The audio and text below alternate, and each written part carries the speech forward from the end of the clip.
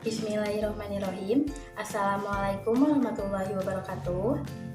Sebelumnya, izinkan saya untuk memperkenalkan diri terlebih dahulu. Perkenalkan, nama saya Ade Rahayu. Saya perwakilan dari kelompok 4 yang bertugas sebagai moderator juga sebagai pemateri. Nah, tentunya saya di sini tidak sendirian, tapi bersama dengan rekan saya, yaitu ada Mustika Fauziah dan Rahmayanti Ningsih, yang keduanya bertugas sebagai pemateri. Pada kesempatan kali ini, kelompok kami akan membahas materi tentang program bimbingan dan konseling komprehensif. Nah, apa saja sih pembahasannya? Yang pertama yaitu pengertian dan fungsi bimbingan dan konseling komprehensif yang akan disampaikan atau dipaparkan oleh Mustika Fauziah. Yang kedua, tujuan dan prinsip bimbingan dan konseling komprehensif yang akan disampaikan oleh saya sendiri. Yang ketiga, komponen program bimbingan dan konseling komprehensif. Yang keempat, strategi implementasi bimbingan dan konseling komprehensif yang akan disampaikan oleh Rahmayanti Ningsih. Sekarang langsung saja simak video penjelasannya. Pengertian bimbingan dan konseling komprehensif. Bimbingan dan konseling komprehensif adalah suatu program pendidikan di sekolah yang diberikan oleh konselor sebagai pelaksanaan program bimbingan dan konseling di sekolah yang bertujuan untuk memandirikan peserta didik. Bentuk layanan yang diberikan dalam bimbingan dan konseling komprehensif tidak hanya berfungsi untuk membantu peserta didik dalam menyelesaikan masalahnya, akan tetapi juga untuk mengembangkan potensi peserta didik. Menurut Soherman, bimbingan dan konseling komprehensif perlu memerhatikan ruang lingkup yang menyeluruh, dirancang untuk lebih berorientasi pada pencegahan dan tujuannya pengembangan potensi peserta didik. Adapun titik berat dari bimbingan dan konseling komprehensif yaitu mengarahkan peserta didik agar mampu mencegah berbagai hal yang dapat menghambat perkembangannya. Selain itu, peserta didik juga mampu memutuskan dan memilih tindakan-tindakan tepat yang dapat mendukung perkembangannya. Fungsi bimbingan dan konseling komprehensif. Adapun fungsi bimbingan dan konseling komprehensif yaitu yang pertama, fungsi pemahaman, yaitu membantu peserta didik atau siswa agar memiliki pemahaman terhadap dirinya atau terhadap potensinya dan lingkungannya seperti pendidikan, pekerjaan, dan norma agama. Yang kedua yaitu fungsi preventif, yaitu upaya konselor untuk senantiasa mengantisipasi berbagai masalah yang mungkin terjadi dan berupaya untuk mencegahnya agar tidak dialami oleh peserta didik. Yang ketiga yaitu fungsi perkembangan. Fungsi perkembangan yaitu konselor senantiasa berusaha untuk menciptakan suasana yang kondusif dalam kegiatan belajar dan memberikan fasilitas untuk perkembangan siswa atau peserta didik. Yang keempat yaitu fungsi perbaikan atau penyembuhan. Fungsi konselor yang sifatnya kuratif atau penyembuhan terhadap akibat dari masalah yang dialami oleh peserta didik atau siswa. Yang kelima yaitu fungsi penyaluran. Fungsi penyaluran adalah kegiatan bimbingan dan konseling yang berfungsi untuk membantu peserta didik dalam memilih kegiatan ekstrakurikuler, kursus, les, jurusan kelas, perencanaan karir, dan hal lain yang bisa sesuai dengan potensi yang dimiliki oleh peserta didik. Yang keenam yaitu fungsi adaptasi. Fungsi adaptasi yaitu fungsi pembantu para pelaksana pendidikan khususnya konselor, guru atau dosen untuk mengadaptasi program pendidikan terhadap latar belakang pendidikan, minat kemampuan, dan kebutuhan individu. Dan yang ketujuh yaitu fungsi penyesuaian. Fungsi penyesuaian yaitu fungsi untuk membantu para peserta didik dalam menyesuaikan diri secara dinamis terhadap program pendidikan, norma agama, dan juga peraturan yang berlaku di sekolah. Pembahasan selanjutnya yaitu mengenai tujuan dan prinsip bimbingan dan konseling komprehensif. Yang pertama yaitu tujuan bimbingan dan konseling komprehensif. Nah, ada beberapa tujuan dari bimbingan dan konseling komprehensif secara umum. Di antaranya, yang pertama, merencanakan kegiatan penyelesaian studi, perkembangan karir, serta perencanaan kehidupan di masa yang akan datang. Yang kedua, mengembangkan seluruh potensi dan kekuatan yang dimiliki seoptimal mungkin. Yang ketiga, menyesuaikan diri dengan lingkungan pendidikan, lingkungan masyarakat, serta lingkungan kerja. Yang keempat, mengatasi hambatan dan kesulitan yang dihadapi dalam lingkungan pendidikan, lingkungan masyarakat, maupun lingkungan kerja. Yang kedua, prinsip-prinsip bimbingan dan konseling komprehensif. Terdapat beberapa prinsip dasar yang dipandang sebagai fondasi atau landasan bagi layanan bimbingan.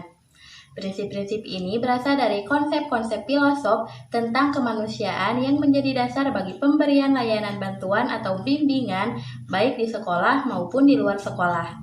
Prinsip-prinsip tersebut yaitu diantaranya: prinsip yang pertama yaitu bimbingan diperuntukkan bagi semua individu. Prinsip ini berarti bahwa bimbingan diberikan kepada semua individu atau peserta didik, atau dapat juga dikatakan bahwa setiap individu berhak mendapatkan bimbingan. Yang kedua, bimbingan bersifat individualisasi. Prinsip ini berarti bahwa yang menjadi fokus sasaran bantuan adalah individu, karena setiap individu itu bersifat unik atau berbeda satu sama lainnya. 3. Bimbingan menekankan hal positif. Artinya, bimbingan merupakan proses bantuan yang menekankan pemberian kekuatan untuk mencapai kesuksesan. Karena bimbingan merupakan cara untuk membangun pandangan yang positif terhadap diri sendiri, memberikan dorongan, dan peluang untuk berkembang. 4. Bimbingan merupakan usaha bersama. Artinya, bimbingan bukan hanya tugas atau tanggung jawab konselor, tetapi juga tugas guru-guru dan kepala sekolah, di mana mereka adalah sebuah tim kerja. 5. Pengambilan keputusan merupakan hal yang esensial dalam BK. Artinya, bimbingan mempunyai peranan untuk memberikan informasi kepada individu yang itu semua sangat penting baginya dalam mengambil keputusan. Bimbingan memfasilitasi individu untuk mempertimbangkan, menyesuaikan diri, dan menyempurnakan tujuan melalui pengambilan keputusan yang tepat. Prinsip yang terakhir atau prinsip keenam yaitu bimbingan berlangsung dalam berbagai adegan atau setting kehidupan. Artinya bahwa bimbingan bersifat multi aspek, yaitu meliputi aspek pribadi, sosial, pendidikan, dan pekerjaan. Di sini saya Rahmayanti Ningsih akan menjelaskan dua pembahasan yaitu komponen program bimbingan dan konseling komprehensif dan strategi implementasi bimbingan, konseling, dan komprehensif. Nah, untuk penjelasan yang pertama yaitu komponen program bimbingan dan konseling komprehensif meliputi yang pertama adalah layanan dasar. Layanan dasar adalah bimbingan yang bertujuan membantu seluruh siswa membangun dan mengembangkan perilaku efektif dan meningkatkan keterampilan-keterampilan hidupnya. Dalam hal ini, konseli dibekali berbagai ilmu pengetahuan yang berguna bagi kehidupan. Konseli layanan dasar dilakukan secara berkelompok. Nah, untuk yang kedua yaitu layanan responsif. Layanan responsif ini adalah layanan yang bertujuan membantu memenuhi kebutuhan yang dirasakan sangat penting oleh siswa saat ini. Nah, atau para siswa yang dipandang mengalami hambatan dalam menyelesaikan tugas-tugas perkembangannya. Untuk yang ketiga yaitu layanan perencanaan individual. Layanan ini adalah upaya yang bertujuan membantu seluruh siswa membuat dan mengimplementasikan rencana-rencana pendidikan, karir, dan kehidupan sosial pribadinya. Suatu perencanaan bagi masa depan perlu disiapkan, karena hal ini akan menjadi semacam arah yang akan dituju atau dicapai dalam hidup seseorang. Nah, untuk yang keempat, yaitu dukungan sistem.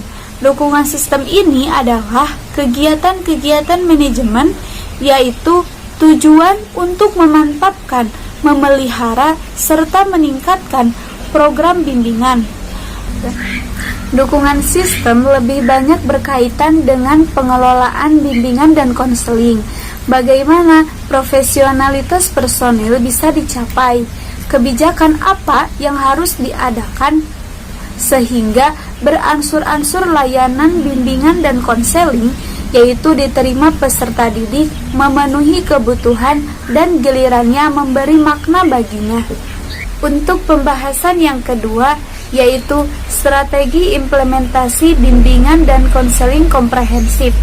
Nah, poin yang pertama yaitu layanan dasar, meliputi bimbingan klasikal, yaitu layanan dasar yang diperuntukkan bagi semua siswa secara terjadwal. Konselor memberikan layanan bimbingan kepada para siswa melalui pemberian layanan orientasi dan informasi tentang berbagai hal yang dipandang bermanfaat bagi siswa.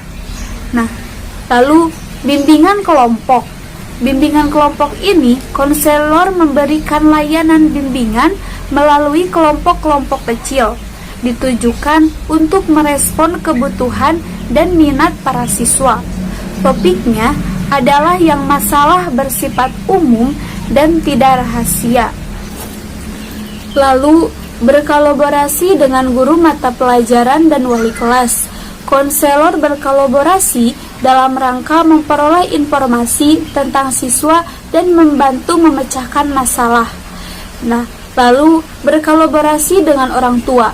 Kerjasama ini penting agar proses bimbingan terhadap siswa tidak hanya berlangsung di sekolah, tetapi juga oleh orang tua di rumah. Nah, yang kedua yaitu layanan responsif, meliputi konsultasi. Kegiatan ini dilakukan dengan cara berkonsultasi dengan berbagai pihak, seperti guru, wali kelas, kepala sekolah, dan lain sebagainya. Lalu, konseling individual dan kelompok. Pemberian yang konseling ini mengalami kesulitan karena mengalami hambatan dalam mencapai tugas-tugas perkembangannya. Lalu, referral. Nah, di dalam ini, apabila konselor merasa kurang untuk menangani masalah klien, maka sebaiknya dia mengalihtangankan klien kepada pihak yang berwenang. Dan bimbingan teman sebaya. Fungsi teman sebaya ini ialah sebagai penampung curhat temannya maupun saran pendapat bagi penyelesaian masalah. Yang ketiga yaitu layanan perencanaan individual. Konselor ini bersama siswa menganalisis dan menilai kemampuan minat, keterampilan, dan prestasi belajar siswa. Atau konselor memantau siswa menganalisis kekuatan dan memahami kelemahan dirinya menyangkut pencapaian tugas-tugas perkembangan atau aspek sosial, belajar, dan karir. Nah, yang keempat yaitu dukungan sistem, meliputi pengembangan profesi, yaitu upaya untuk terus-menerus meningkatkan profesionalitas atau keahlian pelaksanaan bimbingan terutama konselor. Dan manajemen program, melakukan pembenahan tata kelola program bimbingan dan konseling. Nah, dan yang terakhir yaitu riset dan pengembangan, upaya untuk melaksanakan inovasi dalam melaksanakan bimbingan, penggunaan teknologi mutakhir seperti komputer bagi pelaksanaan bimbingan merupakan suatu keharusan. Mungkin sekian yang dapat kelompok kami sampaikan. Semoga bermanfaat. Kurang lebihnya mohon dimaafkan. Wassalamualaikum warahmatullahi wabarakatuh.